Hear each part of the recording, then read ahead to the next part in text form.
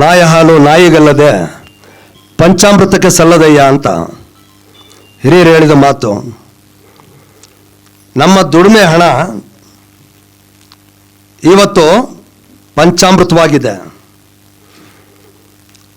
ಪಂಚಾಮೃತವಾಗಿದೆ ಅನ್ನೋ ಕಾರಣದಿಂದ ಜಗತ್ತಿನಲ್ಲಿ ಯಾರಪ್ಪ ಅತಿ ದೊಡ್ಡ ಶ್ರೀಮಂತರಿದ್ದಾರೆ ಅಂತಂದರೆ ಆ ಸಾಲಿನಲ್ಲಿ ನಾವು ದೊಡ್ಡ ಶ್ರೀಮಂತರು ಅಂತ ಹೇಳ್ಕೊಳ್ಳೋಂಥ ಹೆಗ್ಗಳಿಕೆ ನಮಗೆ ಬಂದಿದೆ.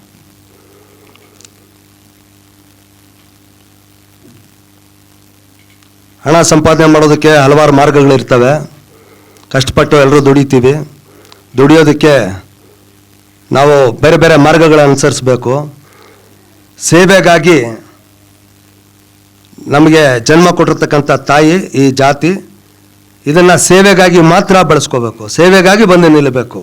ತಾಯಿಗೆ ಸೇವೆ ಮಾಡೋ ಮಕ್ಕಳಾಗಿ ನಾವೆಲ್ಲ ಮುಂದೆ ಬರಬೇಕೇ ಹೊರತು ಯಾವುದೇ ಪದವಿ ಆಸೆಗಳಿಟ್ಕೊಂಡು ಯಾವುದೇ ಆಸೆ ಆಕಾಂಕ್ಷೆಗಳಿಗೆ, ಆಮೇಲೆ ಮುಖ್ಯವಾಗಿ ತನ್ನ ಜೀವನ ನಿರ್ವಹಣೆಗಾಗಿ ಜಾತಿಯನ್ನು ಮುಂದೆ ಬಳಸ್ಕೊಳ್ಬಾರ್ದು ಯಾರೂ.